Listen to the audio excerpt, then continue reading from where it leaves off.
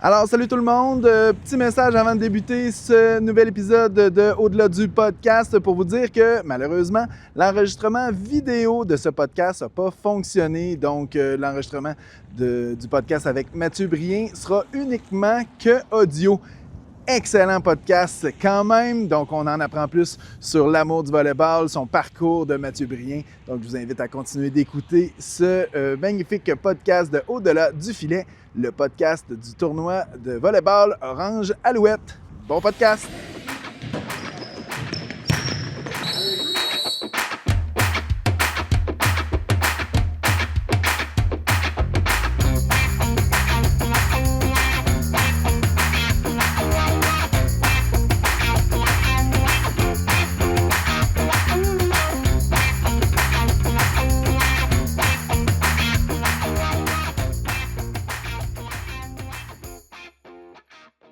Salut Mathieu. Salut Tommy. Hey, la première chose que je veux savoir de toi, ben oui, tout le monde le sait, tu es directeur de l'Institut d'enseignement de Sept-Îles.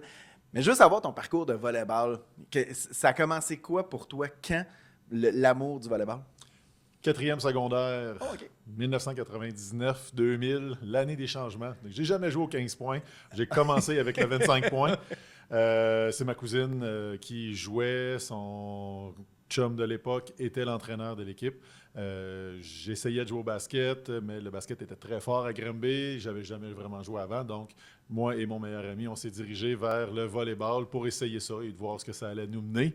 Et ça m'a amené assez loin, on va dire. Ben, c'est ça, parce que toi, tu n'es pas de cette île. Non, originaire de Granby, petit patelin pour être dans les régions de Granby, là, Saint-Alphonse, Saint-Anne-de-la-Rochelle, donc vraiment la zone campagne. Est-ce que le volleyball, c'était bien vu? Parce que, bon, moi, à l'époque, bon, le basketball était très fort, le hockey était très fort, le volleyball, surtout du côté masculin, n'était pas nécessairement très populaire. Vous autres, de votre côté, est-ce qu'il y avait des bonnes équipes? Il y en avait, oui. En fait, Sherbrooke venait généralement dans ces années-là. On jouait contre Sherbrooke et Plessisville était très fort. Mais on avait des grands joueurs qui avaient passé par Granby, Mathieu Lagrandeur, Yann Lagrandeur, qui ont joué pour l'Université Laval, un petit peu sur l'équipe nationale, donc Yann Courtemanche aussi, donc quelques gros joueurs qui avaient passé. Donc on le voyait un petit peu passer. J'étais pas nécessairement fan de volleyball, c'était par volonté de vouloir faire un sport et parce que j'étais déjà rendu à 6 pieds 4, 6 pieds 5, donc on me poussait un petit peu à bouger et que ça a commencé tranquillement et que là, quand je suis tombé dedans, j'ai vu finalement toute la famille qu'il y avait autour de ce sport-là que je connaissais pas du tout. Qu'est-ce qui t'a accroché du volleyball? Le fait qu'il n'y a pas de contact. Ah ouais. J'ai jamais été un fervent sport. C'est la chose que j'aimais pas du basket, du handball que j'avais essayé. Je m'étais jamais lancé au football. Mais le fait qu'il y a le filet qu'on doit construire, que quelque chose de notre côté et l'importance qu'il y a d'échange avec tes coéquipiers. Bon, un joueur de hockey peut traverser la glace, aller marquer. Un joueur de basket peut faire à peu près la même chose. Mais au volleyball, c'est très difficile de jouer un match seul. Donc, on dépend énormément de ses coéquipiers. Puis cet aspect esprit d'équipe puis qui est vraiment important, pour moi, c'est ce qui m'a vraiment accroché. Puis ça reste un sport, bon, contre une autre équipe, mais chacun de notre côté du filet, ça donne... Oui, il y a l'aspect compétitif contre l'autre équipe, mais c'est souvent... on veut jouer, on joue notre game, là. Oui, exactement. Puis, sans adversaire, il n'y a pas de match. Donc, le respect de l'adversaire, tout ça, il y a eu de l'animosité un petit peu plus tard dans mon parcours. Je suis un gars qui a joué pour Sherbrooke. Donc, Sherbrooke-Québec était dans ces grosses années-là, mais c'est ça, le respect de l'adversaire a tout le temps été très présent. Tu dis que tu as commencé en secondaire 4, secondaire 4 et 5. À quel point ton niveau a évolué pour en venir au collégial? Pas tant que ça. Okay. J'étais grand. Okay. Et comme je suis un late, là, je suis né au mois d'octobre, donc j'ai pas pu participer aux Jeux du Québec à la Chine, mais on m'avait recruté pour aller m'entraîner avec l'équipe durant le camp estival. Et sur le terrain, à côté, au stade de l'Université de Sherbrooke, Marc Lucier, qui était le nouvel entraîneur du Cégep de Sherbrooke, qui s'entraînait avec l'équipe du Québec. Okay. Donc, a vu la grandeur que j'avais, même si j'étais un peu un chien dans un jeu de quilles, et a vu un certain potentiel. Et c'est 3 jours avant le début de la session que le téléphone a sonné et c'était Clément Lemieux, coach de l'entraîneur de l'Université de Sherbrooke, qui m'a appelé pour savoir si ça m'intéressait d'aller jouer pour le cégep. Okay. Et il m'a dit, regarde, prends le temps la fin de semaine pour y penser. Je t'attends dans mon bureau lundi 9h si ça te tente. Et ça s'est fait comme ça sur un coup un peu de dé où je pars pour Sherbrooke. et je m'en vais voir ce qui va m'arriver. Il faut le faire parce que d'habitude, arrivé au collégial, le bassin de joueurs du secondaire est tellement grand que c'est des joueurs qui ont déjà joué, qui ont déjà un certain talent, une certaine base, qui vont amener plus loin. Donc, toi, d'avoir été cherché, ils voyaient vraiment un potentiel intéressant là-dedans, outre ta grandeur, parce qu'il y en a plein des grands là, qui n'ont pas nécessairement un potentiel de jeu. Au volleyball, c'est très technique, là. Très technique. Marc avait cette réputation-là de se prendre des projets, on va dire. Je crois avoir été un de ses projets. Parce que, en toute honnêteté, au premier camp d'entraînement, première journée, premier tour de gymnase, je me suis pilé ses pieds, je suis tombé en pleine face devant des joueurs collégiaux de haut talent. Donc, un peu gênant, mais j'ai appris à travailler. Ça m'a pris vraiment tout mon parcours collégial avant que Glenn Hogue, donc ancien entraîneur de l'Université de Sherbrooke et de l'équipe nationale, me recrute pour l'Université de Sherbrooke après ça. Et c'est vraiment mon déclic qui s'est fait à l'université. Donc, à l'université, tu as réussi à faire toute ta carrière collégiale, recruter à l'université.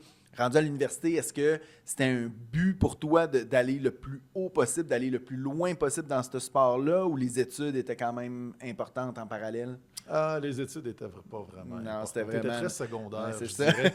Et ça a été au bout de 2 ans parce que je suis arrivé et j'ai jamais été très discipliné sportivement. Je viens pas d'une famille qui est sportive, j'ai une famille de fermiers, donc une discipline différente un petit peu. Je suis un lève-tôt, j'ai pas de misère à me mettre le matin très organisé. C'est une autre sorte de discipline. Exactement, mais une discipline vraiment d'entraînement, tout ça, je ne l'avais pas. Ça a pris mes 3 années. Marc a vraiment essayé de me l'inculquer.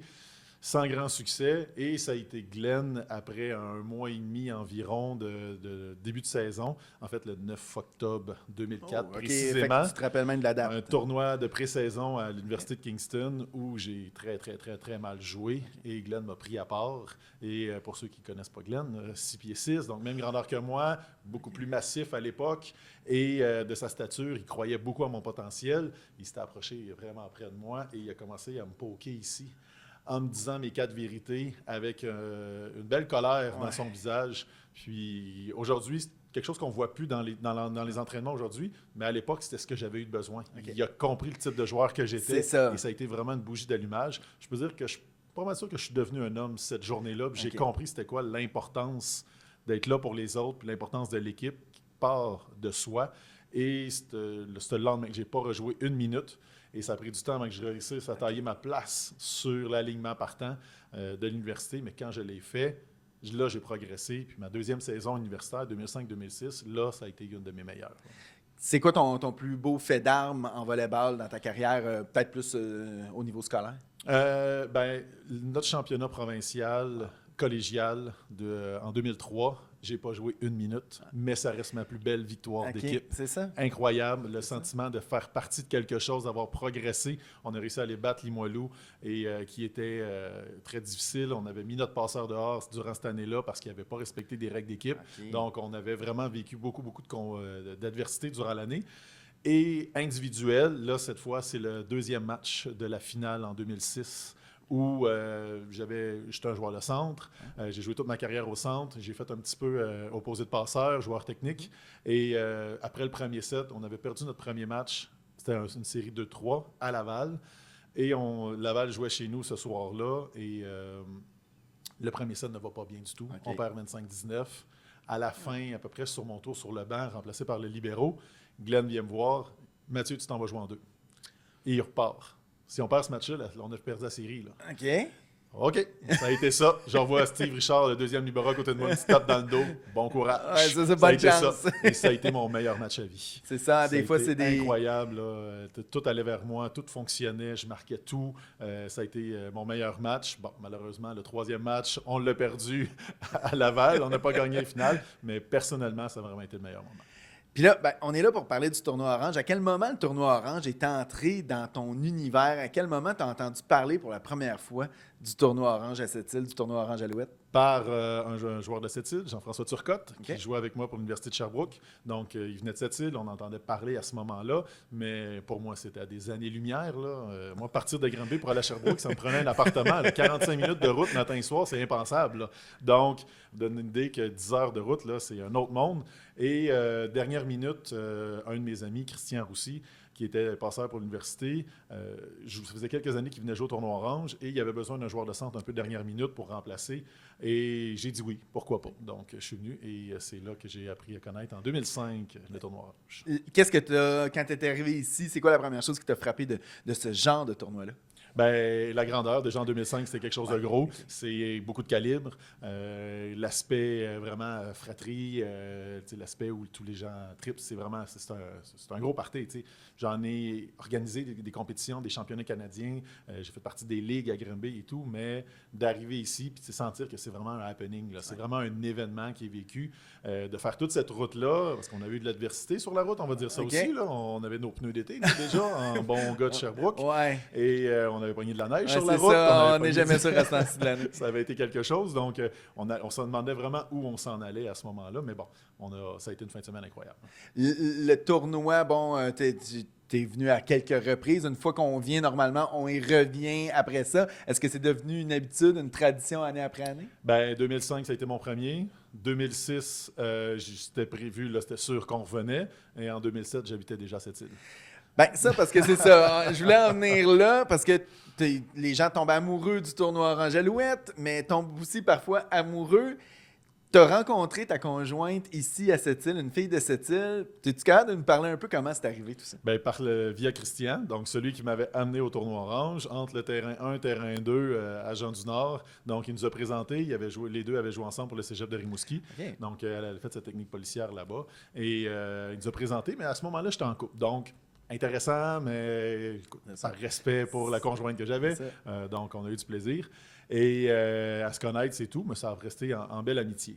En 2006, on s'est revus, cette fois célibataire, mais sans plus, et c'est à la Classique de Rimouski.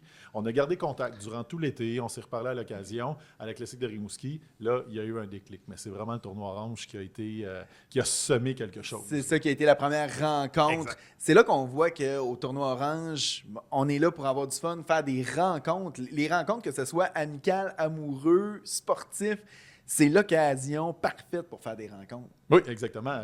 Mais écoute, je ne l'ai jamais vu, tu sais, je ne l'ai pas jamais vu venir, c'est ça que je voulais dire. C'est ça. Donc, tu sais, on jase, c'est ça. Mais après ça, on rediscute. J'aurais jamais pensé qu'à ce moment-là, même si je la trouvais très attirante, tout ça, mais jamais pensé que j'en viendrais à déménager 1 an et demi plus tard à cette île. C'est rapide, donc, là, ça, hein? Rapide. Je ne veux pas juger, là, mais c'est rapide. Pourquoi tu as décidé de venir ici plutôt que de vous expatrier n'importe où ailleurs au Québec? Elle travaillait pour la Sûreté du Québec ici.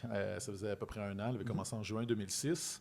Et on s'est officialisé notre couple en octobre 2006. On s'est vu, elle avait des 4 jours par mois. Donc, on s'était vu un 4 jours en octobre, un 4 jours en novembre, les 2 semaines du temps des fêtes. Et au retour de ces 2 semaines-là, moi, je restais à Granby. Elle repartait pour cette île. Après 2-3 semaines, je suis en fait, hey, tant qu'à moi travailler dans une usine, il faut comprendre que j'avais été mis dehors de l'Université de Sherbrooke en 2006 quand je parlais que mes études n'étaient pas importantes. Oui, c'est ça. Je n'allais pas à mes cours, je ne faisais pas ce qu'il fallait. Donc, on m'a montré la porte. Et c'est pour ça que je n'ai pas joué plus longtemps universitaire. Et j'ai dit pourquoi je n'irais pas travailler dans une usine à cette île, tant qu'à ça. Donc, je revois encore son visage sur MSN, Messenger de l'époque. Ouais. Elle m'a regardé, à faire comme t'as un petit peu là. On va rester où tout ça? Elle restait chez ses parents et elle n'avait pas d'appartement encore. Donc, je dis tout le temps que les plus courageux, téméraires, un peu fous d'accepter que j'aille rester chez mes beaux-parents. C'est pas mal mes beaux-parents à qui je leur en dois le plus. Parce qu'eux ont accepté, après quelqu'un qu'ils ont connu pendant 1 semaine, de débarquer chez eux pendant plusieurs semaines, le temps qu'on se trouve un appartement, et qui acceptent que je reste là. Donc, je leur en dois beaucoup. Donc, le volleyball a mené à une belle histoire d'amour en plus. C'est très beau à voir. Tu dis que, bon, tu n'étais pas nécessairement le gars le plus studieux, le plus assidu à tes études. Ce qui est un peu particulier, c'est que maintenant, tu es directeur de l'école privée à cette île, IESI.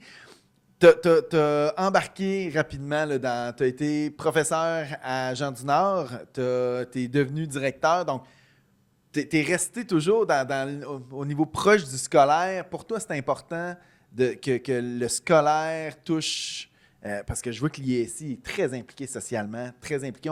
On parlera dans quelques minutes de la collaboration qu'il y a entre le tournoi Orange Alouette et l'IESI. C'est important pour toi que les gens de l'école, les jeunes, s'impliquent, oui, dans leurs études, mais s'impliquent en dehors de leurs études? Ben, c'est hyper important parce que c'est une discipline qu'on n'apprend pas, une discipline, c'est une autonomie, une organisation.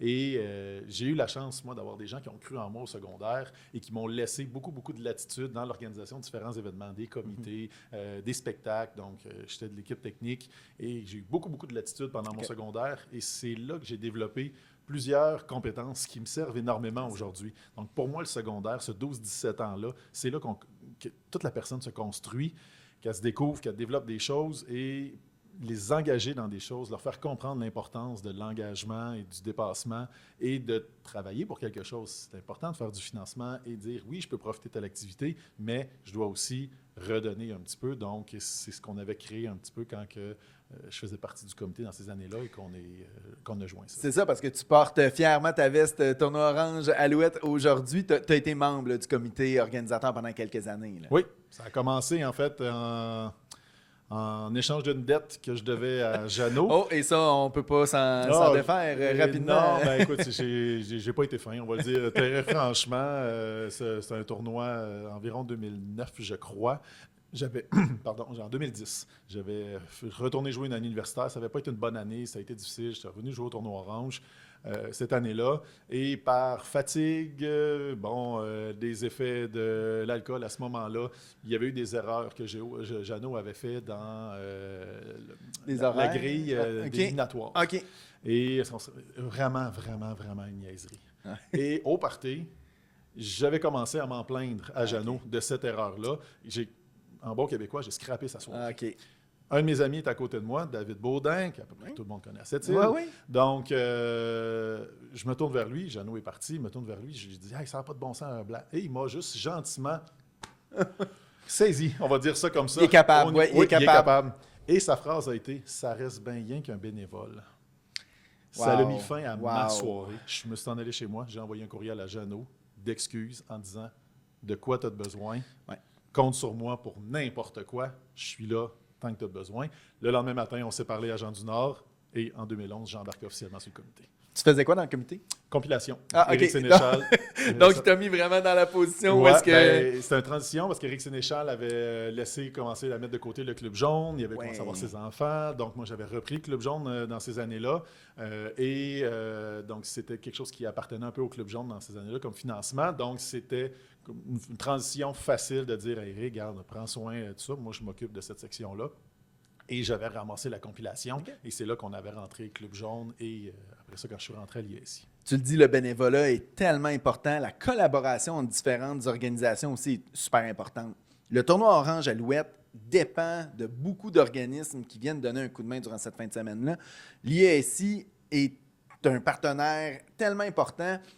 Parle-nous un peu de la collaboration qu'il y a. Là. Vous autres, vous montez quand même là, les terrains qui se trouvent à l'Arena Conrad. Ben, l'Arena Conrad-Parent pour une dernière année cette année. C'est vous autres qui montez les terrains qui sont là. Oui, exact. Ça a commencé tranquillement par la compilation, ramasser les feuilles de match. On était à l'époque que les tablettes n'existaient pas encore. Donc, ramasser les feuilles de match, entrer les résultats. Donc, on a besoin de parents, on a besoin d'athlètes. Tranquillement, pas vite, on a extensionné avec la surveillance de plateau. Là, on a élargi. Là, le judo est arrivé pour prendre la surveillance de plateau, ce qui a fait une grosse différence dans cette organisation-là. Et là, les tablettes sont arrivées et il y avait, à chaque année, c'était un défi un petit peu le montage de plateau. Quand moi, je suis tombé entraîneur à temps plein à l'ISI, de la concentration volleyball, j'étais sur le comité, je l'ai offert, dire, on peut le ramasser, on va le prendre à ce moment-là. Donc, c'est là qu'on a commencé à monter les terrains. C'était plus large, c'était plus toutes les concentrations, hockey, badminton, volleyball qui s'impliquaient. Tranquillement, pas vite, on a réorienté ça vers seulement les jeunes de volley qui peuvent en profiter. Donc, c'est Mario Tenam, Conrad Parent pour une dernière année, donc où on monte les terrains et on peut en profiter un petit peu après. Bien, c'est ça. Vous pouvez, dans le fond, une fois que les terrains sont montés, on ne commence pas les matchs, les terrains sont montés quand même presque une semaine d'avance. Vous autres, vous pouvez profiter des infrastructures pour vos pratiques de concentration volleyball pendant cette semaine-là. Exactement. Comme on est 2 jours de semaine, l'aréna est disponible, tout le monde travaille, donc nos concentrations sont les après-midi et quelques matins. Donc, les jeunes peuvent aller donner leurs entraînements. Ayant juste un gymnase 5, pour nous, c'est un gros plus avant le tournoi orange de pouvoir profiter de trois terrains de qualité pendant une semaine. Là, ça fait une grosse différence. Avec des hauteurs de plafond aussi, une infrastructure. Et dans les jours précédents, quand les équipes de l'extérieur commencent à arriver, avoir certaines cliniques aussi, avoir des joueurs de l'extérieur, souvent... des joueurs d'ici, des gens d'ici connaissent des athlètes universitaires, des gens qui reviennent pour le tournoi. Il y a des gens de l'extérieur qui viennent voir vos jeunes pour donner des cliniques ou donner des petits coups de main. Oui, ça a été mis en place il y a quelques années. Des fois, ça dépendait des présidents d'honneur. J'ai encore quelques photos avec Marie-Pierre Murray-Méthode qui était venue, qui avait passé 2-3 jours avec nous.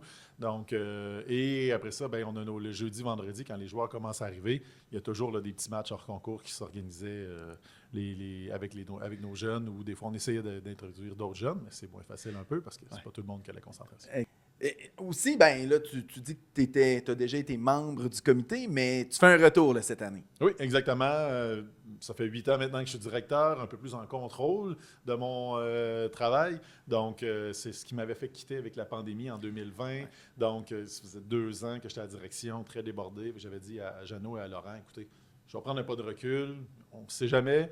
Donc là, je voyais les choses progresser. Je me suis dit, je pense que c'est un moment où j'ai envie de remettre. J'ai recommencé à entraîner cette année. Mon garçon est au secondaire. Oui, c'est ça. Les enfants sont un peu plus vieux aussi. Exactement, ça l'aide aussi. Et j'ai remis mes souliers de volée, j'ai recommencé à coacher. Donc ça aussi, ça fait une différence de remettre les pieds dans le gymnase. Ça leur donne le goût vraiment tout de suite de se réimpliquer dans le comité. Wow, super. Et pour terminer le podcast, je pose la même question à tous nos invités. C'est la fameuse question orange. Quand tu entends le nom Tournoi Orange Alouette, c'est quoi la première chose qui te vient en tête? Compétition plaisante. Je vais dire ça comme ça. C'est une saine compétition. On vient ici, il n'y a pas de chicane, il y a pas. Les gens ont du plaisir. On retrouve, parce qu'on passe notre saison universitaire, collégiale, à jouer un contre l'autre. Mais quand on arrive dans cette saison de tournoi-là, et qu'il y en a plusieurs au Québec, et dont le tournoi Orange fait partie, ça fait vraiment une différence. Les gens viennent jouer ensemble, mes équipes se mélangent, donc ça aussi, ça fait une grosse différence. Super. Merci beaucoup, Mathieu. Très apprécié d'avoir pris du temps pour nous jaser puis venir au podcast. Merci beaucoup. Merci à vous d'avoir écouté. Merci à l'UQAC pour nous prêter leurs super locaux, la salle Aluminerie Alouette dans le pavillon Alouette de l'UQAC. Et je vous souhaite bonne fin de journée et on se retrouve pour un prochain épisode d'Au-delà du filet.